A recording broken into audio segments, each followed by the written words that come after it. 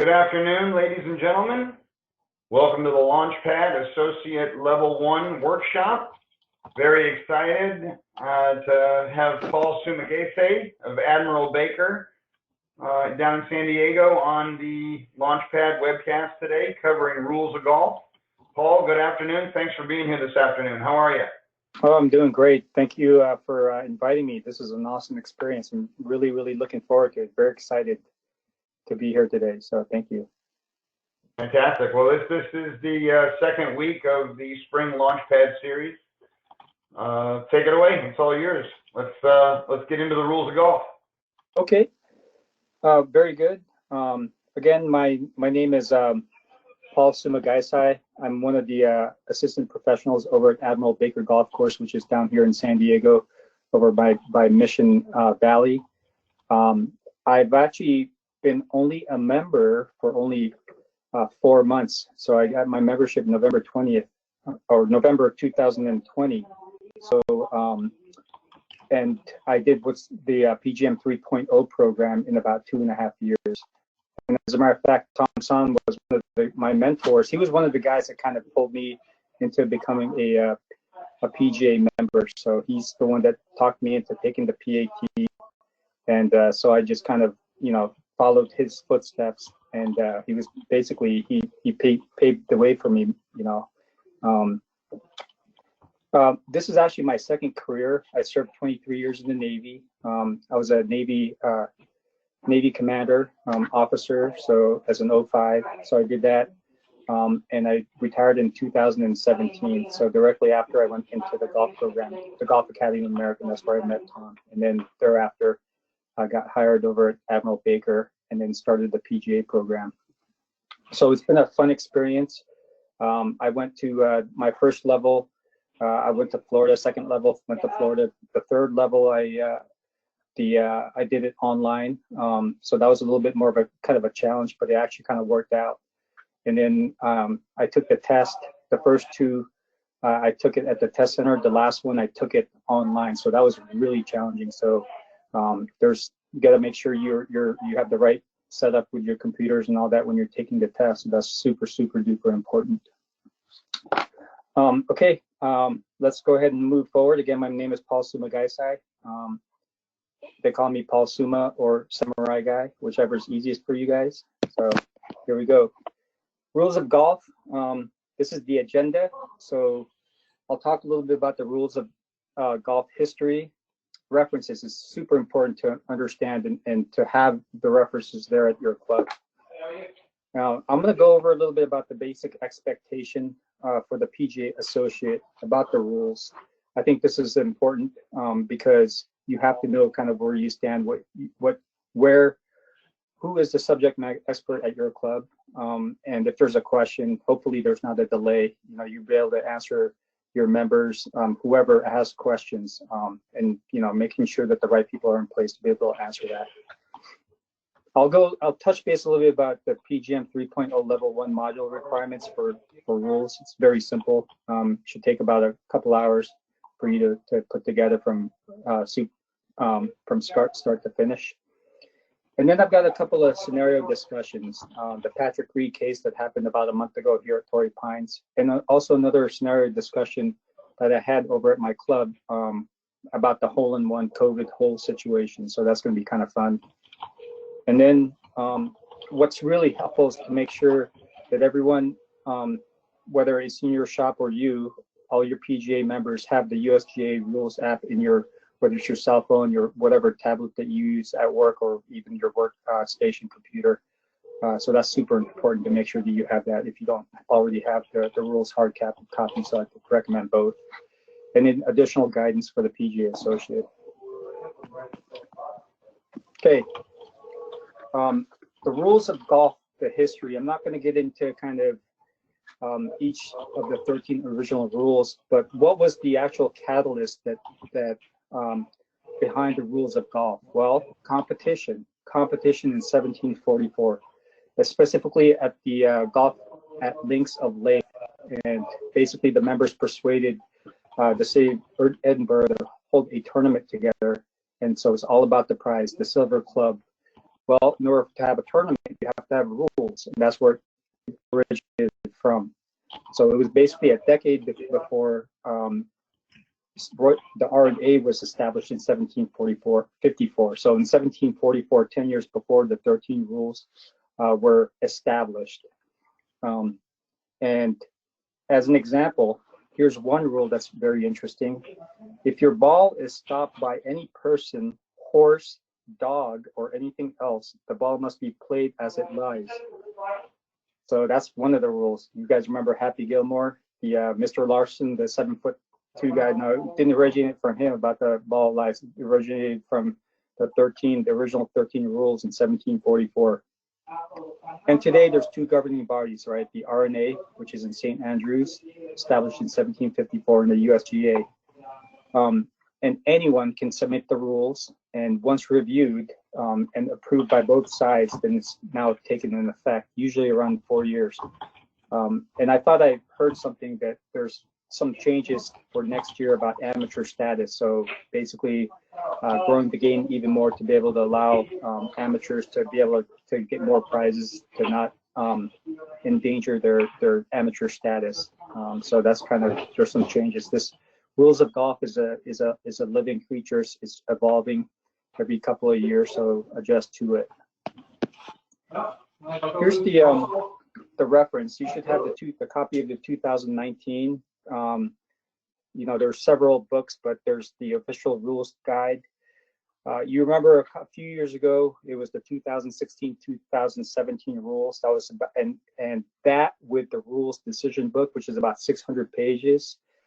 And that was 34 rules for appendices. Well, this one, our current rules, USGA and R&A establishes 24 rules, and there's 9 sections.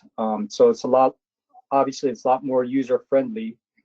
The old book, 2016-2017, had a supplement with pictures and all that stuff, but this is kind of all together. So it's kind of a one-stop shop book that we can use. You know, there's 9 sections, so you have to kind of go through it. Obviously, you have the rules, you have the major sections, the fundamentals, playing the round, competition, playing the ball, free relief, all that. And at the very end, there's also the other sections that includes committees and also any kind of local rules that need to be established and how do you do that. So please be familiar with this reference and make sure, again, I cannot stress enough, you have to have that in your library at the golf shop. Several copies around the shop. Basic expectation for PGA members and associates. Have a copy, be familiar with the section, and this is a big one. Figure out a system, whether it's the app, and I'll go through that, and how to quickly search for answers during a ruling question. You may be the last person in your shop late, and basically a phone call or one member comes asking about a specific question. And you have to figure out a way, other than calling your head pro or your tournament director or whoever, but if you're wearing that PGA associate name tag or PGA member name tag, it is expected that you understand the rules of golf. Knowing the definitions, key terms, you know, all that, which is key in determining how each word will help you be able to find sections there, you know, keywords such as, you name it, whether it's penalty areas or what have you. You have to kind of understand what those are. And the indexes are actually used to be able to assist you where specific rules can be found. Again, the app makes our lives a lot easier, especially for the young kids that don't have the time to be able to learn the book from start to finish and try to find each section using the index, etc. So just finding what those keywords are will help you tremendously.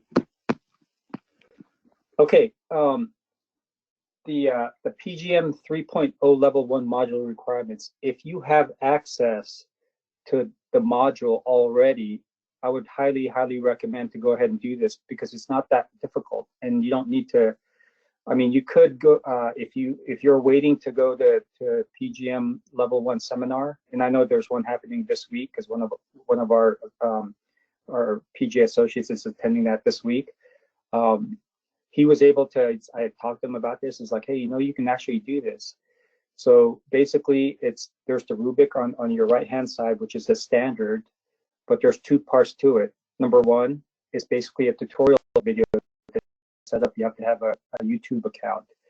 And number two is fill out the worksheet. It's super easy. So you just have to answer some of the questions. And really, the big thing, what I did was, do you have special local rules in your golf course, and, obviously in San Diego, especially when there's a lot of rain or there's a lot of not so good, there's a lot of ground under repair, there's special rules to that we can have as a local rule, so that was the video presentation I made, and really it passed with flying colors when I submitted my my portfolio, so that was pretty easy.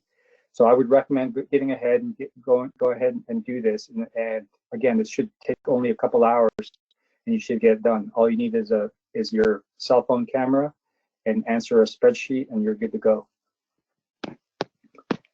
Okay. This right here is a interesting situation, right? So this happened at the Farmers Insurance about a month ago, and this was Patrick Reed, the number 10th hole, par 4. So he pulls his tee shot into the bunker, and then again he hooks his second shot into the rough, the deep rough on the left side right there, left side of the green. Well, Patrick Reed, he determined that his ball was embedded after asking a volunteer, hey, did you see the ball bounce? And there was a volunteer, and you can look it up on YouTube, said, no, I didn't see it bounce. And obviously it's basically her word. There's no one else from his gallery obviously saw it, from his group saw it bounce, because he was 100+ yards away. So it's basically her word and what Patrick Reed's actions were. Now, obviously, if you look at the camera, the ball does bounce, a few feet from where it initially bounced and it rested.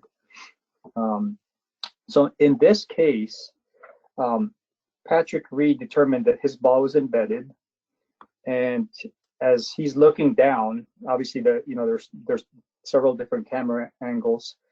He marks his ball and he picks it up, he palms it, and basically he lays it down, and he calls one of the USGA PGA rules officials, in this case it was Mr. Brad Fable, to come and let him know what the situation was. And basically Mr. Fable said, he took a look, he said, is it okay if I touch this? It's like, sure enough, and there was a lip. And so it was determined that he was given free relief. Now, in this case, if you ask a PGA analyst or Mr. Hal Sutton or Brandon Chambly from the Golf Channel about what happened and with Patrick Reed's history in recent tournaments where potentially cheating was an issue, then one can make the argument that, hey, he should have called a rules official first, determine the situation, assess the situation, and then make a determination there and then, without changing the the environment. And that's what Patrick Reed did. Did he break the rules of golf in this case? Well, let's take a look. But some may say, if you're a PGA Tour player, it's like, hey, he didn't do anything technically or procedurally wrong. So let's take a look at this now using the app. So first we'll go with what is the definition of the abnormal golf condition, course condition, right? So what I did was look for plug balls or whatever, and this is what I first came up with, right? So it talks about the explanation. So if you don't know what that is, if you're new to the game, you just kind of click and play that. I can't play it because this is a PDF file. And it talks about animal holes, ground under repair, immovable obstruction, temporary water. In this case, it was it rained that week, so there was areas on the golf course that was very soft, that was considered abnormal course conditions. So he was, in fact, allowed relief. And when you look at this, if you take his word that the ball was plugged, and Brad Fable, the USGA official, determined, because he felt that there was a lip there after the ball was marked, Patrick Reed moved the ball. Obviously, Brad Fable didn't see all that, how all that transpired, but it was after the fact that there was, in fact, a lip there, that the ball was embedded. That was the determination from the rules official there and then. And so with that, if you look at over here to the right side, abnormal course condition, where it says the spot of the original ball and where he can take relief. So it's that simple. The app will do that for you, and in terms of where you can relief and what you can do. Free relief in this case. So the other question is, was he allowed to lift his ball? Well, if you reasonably believe that your ball lies in a condition where free relief is allowed under the rules, but you cannot decide that without lifting your ball, so you may mark the spot and lift the ball and to see if it's allowed. What Patrick Reed was, he signaled the other players that he was going to check his ball, because he didn't want to wait for the rules official, because at that point he wasn't there yet. He just basically said, I'm going to check my ball to see if it's plugged. So he went ahead and marked it, and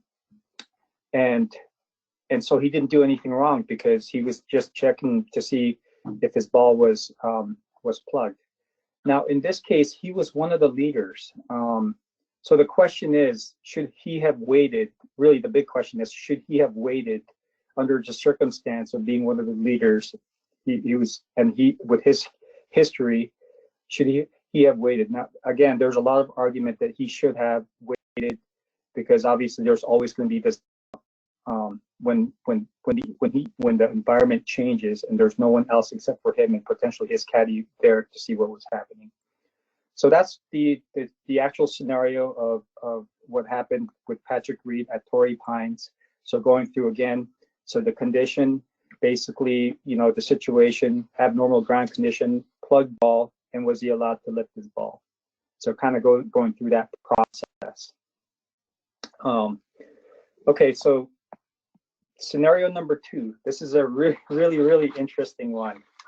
So about I want to say Christmas weekend, New Year's weekend, there was a couple and a friend playing golf at Admiral Baker South Course, number 16. It's a par 3. And the lady, it was about 120-yard tee shot. So she hits her tee shot, and we have one of these spacers. Obviously, it's more to the bottom left one. So it basically raises the bottom of the cup by maybe about an inch or so. And so when I got to I had my lunch break, and one of my PGA associates was telling me that, hey, Paul, we got an interesting phone call, and I'm not going to say the name, but we'll say Senior Chief Petty Officer's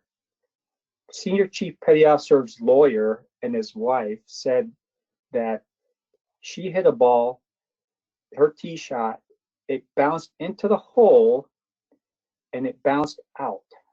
So is that a hole in one? So this whole kind of gray area ruling. Now, whether you have the spacers or not, the cup or whatever have you, a cup that's upside down, obviously there's a lot of technology out there. So the question is, did the ball go into the hole? Was it in fact a hole in one? And they swear, so they came into the shop after I had the discussion with them. They swear even the group ahead of them saw the ball go in and it bounced out. And without that spacer, it should have gone in. So this is kind of one of those weird situations where this is a gray area, right?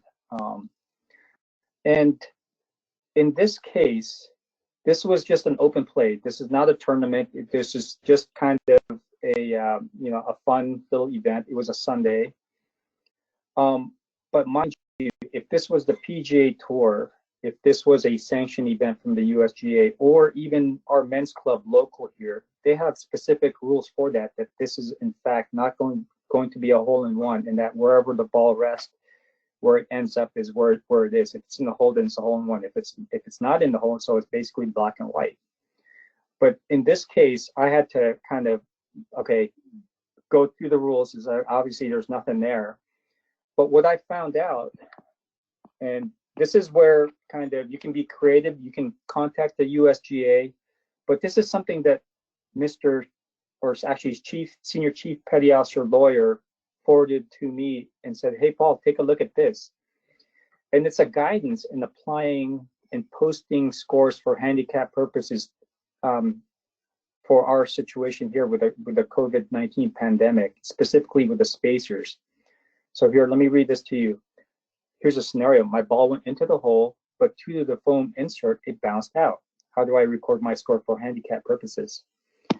Although your ball has not been holed and that you have to complete the hole, if you determine that in your best judgment, your ball would have been holed more than 50% of the time, there not been a foam or other material insert, you must record your score for handicap purposes as if the ball was holed. And also, speed is an issue. When making this decision, you should consider the speed at which your ball was traveling when it first entered the hole. Well, having them read this, they swear that, you know, after the first bounce, the ball slowed down, and they swore it should have gone in 50% of the time. I mean, how are you going to? I wasn't there, so you have to basically take their word for it. And you know, it was like, and this conversation took about 10 to 15 minutes back and forth. And you know, it's like, you know, what do you tell the person? This lady's never had a hole in one. And at the end, I said, look, if it makes you feel better that it was a hole in one in your heart of hearts, then okay, then, you know, but, you know, obviously if it's the men's club here, then it'd be a different story. And senior chief petty officer lawyer said, yes, there's a hole in one. It's like, oh, by the way, do I get anything for a hole in one, like a flag or a certificate? So that's what they really wanted. So it's like, no, sorry, we can't get that to you. It has to go in the hole. So that was kind of like the end of the story about that. But just be careful of where you find your resources, because there's a lot of gray areas and things change, especially in this COVID-19 pandemic, where there could be supplements or whatever, because, you know, obviously the flag, there's, you know, in our section events, you know, you can't take out the flag, you can't touch it. Obviously things may change here in the future, but you just really have to know the rules. You have to really pay attention, because that could potentially cost you a stroke, especially if you're playing a section or a big tournament. Okay, and here is the USGA Rules App. Very, very simple, just like everything else in the world nowadays. Everything is app-based. So I would recommend just kind of searching USGA Rules App, Rules of Golf. Download that. If you have an iOS or Android system, that should be able to work. And it's super easy. I would also recommend to have with your workshop or in your shop to have like just a day to kind of explore the rules and click on these to see what's in it. You know, make it a priority, set it in your schedule, download it, and then put it in a projector or a big screen TV, so that way the other PGA associates or your staff can be able to see this, and even invite your club, you know, whatever the men's or ladies club, whoever the handicap or the director for rules come in and just kind of talk about the rules in general. I know it hasn't changed much within the past couple of years, but whenever these things change, then obviously there's a much steeper learning curve. So everyone has to know what the resources are. So here you can, the rules of golf, explore any kind of clarification on the changes from 2019 and publications, how to order any kind of modified rules. And obviously there's education resources, and also how to establish and set up a rules workshop with the USGA 2021 virtual workshops. You could do that. And also kind of any kind of big overview. So especially for juniors, you know, I would highly recommend that to whoever your youth coordinator is. Work with your whoever your tournament director, whoever's really good with rules, and trying to have a basic 101 USGA rules class for your junior golfers. That would be really a smart thing to do, especially for beginners. Again, there's more, you can just kind of look around. There's plenty of resources. There's lots of videos. I mean, here, it only takes maybe an hour or so, and then if you're not familiar, then you'll know everything. If not, you'll be up to speed with all the major changes. And there's certainly like specific topics, penalty areas, bunker, putting greens, abnormal conditions, making a stroke, dropping, and those are the major sections. So you can just kind of go through this. I mean, without even going through the hard copy book, you'll get all the information you need from the website and the app itself. Okay, my second to the last slide, additional guidance for the PGA associate. Know who your rules subject matter expert is. Again, is it your head pro? Is it the first assistant, the tournament director, the men's club rules director, whoever? It could be you. You could potentially be the subject matter expert, and I hopefully gave you the resources you need, whether it's the hardback copy, where to find it, and or the actual app itself. Sign up for the USGA rules workshop. Very, very easy. Have copies of the book, and again, when you have conversations, really obviously experience is key. The more you play golf, the more you hear about situations, about the rules of golf, the more you talk, then the more basically knowledge you have based on conversations, such as what I told you about the COVID-19 hole-in-one thing. I mean, I had to do some research, talk to my head pro, talk to the tournament director for our men's club, our blitz coordinator. So, I mean, no kidding, I needed to pick their brain in terms of if they've had that situation. And that way you're a lot more knowledgeable and in finding out where those answers are. Okay, and that's me. That was on the USS America as we sailed around South America from Mississippi down to Brazil, going through the Straits of Magellan, Chile, Peru, and then here to San Diego. And that sailboat right there, that's actually another USS America sailboat. And that's the USS America, which is a landing helo assault ship that carries Marines and aircraft. So with that, does anyone have any questions, comments for me?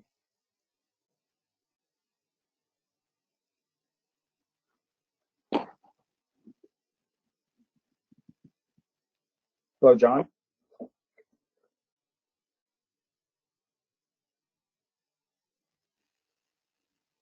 Oh, sorry about that. Can you hear me?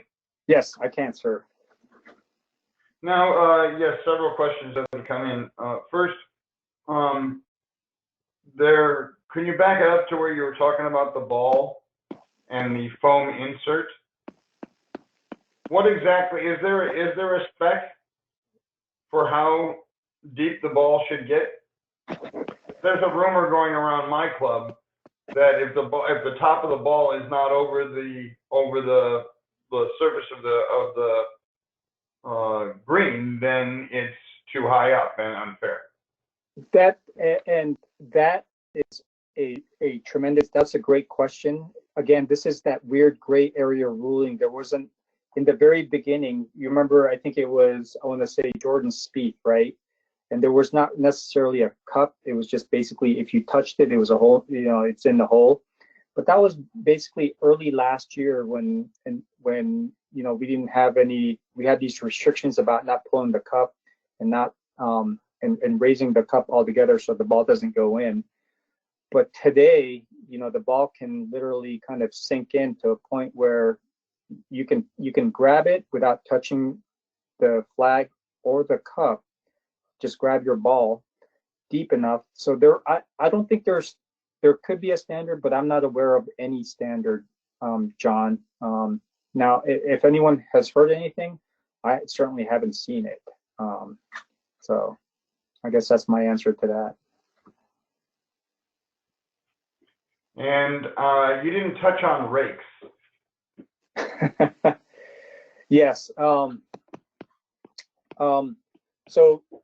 you're talking about for the COVID route. Obviously, there's a lot of different different scenarios. I would have to ask the USGA what is the policy for rakes at our club. Obviously, there's no rakes. I haven't seen a rake in a year, almost a year.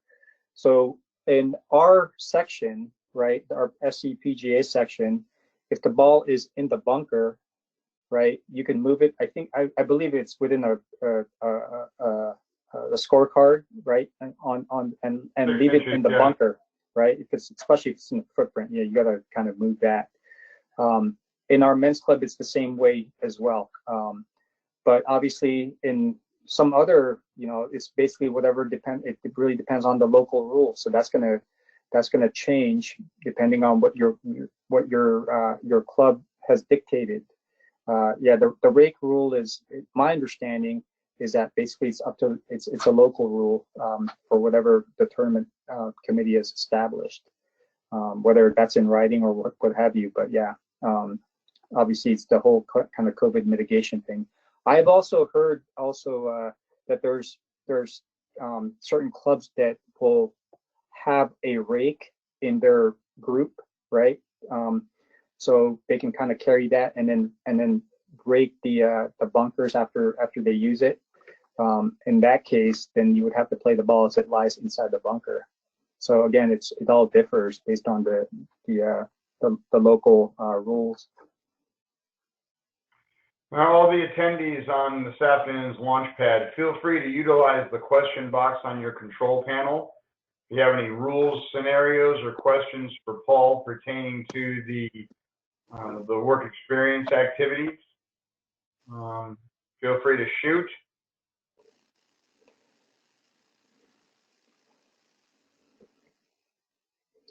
I am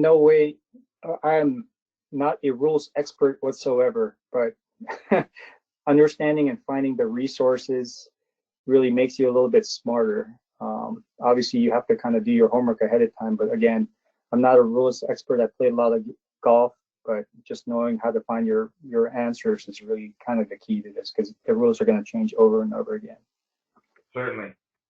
And how well you know how to use the book. What's the most uncomfortable rule situation you've ever been in? Anytime, anytime you have to make a drop, anytime you're in a big event where people are watching, whether you're a caddy or a participant, where you have to somehow ball in hand, you always have to be, it's like, okay, was it a one club length? And this was before the changes, right? Was it one club length or two club length? It's like going back and forth. Was that so?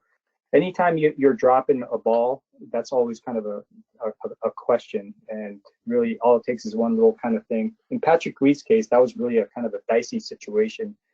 I don't know, John. What were your thoughts on it? Let me ask you a question. What were your thoughts on that one, the Patrick Reed case?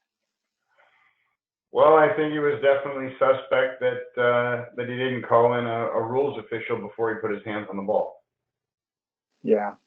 I think that's always going to be everyone's first and last impression with the whole scenario.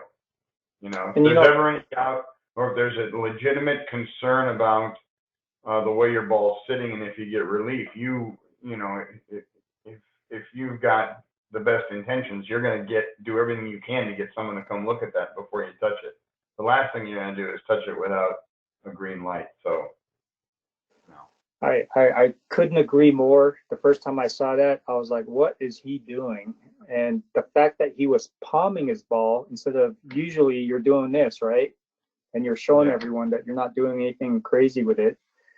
So obviously, that was all suspect. And how his back was basically, he knew where the cameras were. So, and if you ask 10 professionals, PGA tour players, yeah, they probably would agree to that as well too. So, anyways, but he wound up winning the tournament, so which is, that's how it goes sometimes. A question from Ho Nguyen. The answer, Ho Nguyen is asking if she or if he can shadow or volunteer in an SCPGA section tournament. The answer to that question is most definitely, and we could speak offline, Ho, and I could arrange for you to get that experience if you're looking for it, most certainly. Outside of the rules question, if anyone has any questions whatsoever, like I said, I believe here for the SCPGA, I was I finished the 3.0 program, and I think that's what most of everyone here is going through, obviously, that's new. So if you have any questions whatsoever, please feel free to contact me. I apologize, I forgot to put my contact information, but it'll be, we're recording all this, and when we upload it to YouTube, I'll send an email out. Perfect. Everybody on the webcast will get it. You'll get it, and your email and your contact information I'll put in the body of the email. Awesome. Yeah. Okay. Well, those are all the questions that we have this afternoon on the Launchpad. Want to, on behalf of the Education Committee for the Southern California PGA, we'd like to extend our deepest gratitude to Paul Sumagaysay of Admiral Baker for putting together this presentation this afternoon on the rules of golf. I also want to remind everybody that this Monday afternoon, 4 to 5 p.m., associate workshop called the Launchpad is on every Monday at 4 o'clock. Next Monday, we have Nikki Pritchard, who's going to be on with customer service as part of the Level 1 work experience activities. So Nikki Pritchard will be on next week with customer service. And again, thank you, Paul, for your time this afternoon. And everybody who's on the webcast right now, if you could reply back to the email that I send out with the YouTube address and a PDF of Paul's recording, can you reply back what section you're a part of? We're trying to get an idea how many people are attending from the Southwest section, the Southern California section, the Northern California section, or even Hawaii. So we see the names on there. We see the attendance growing. We'd like to get an idea who's getting on there. So we appreciate the support, and we'll see you next week. Stay safe, stay sane, everybody. Thanks a lot.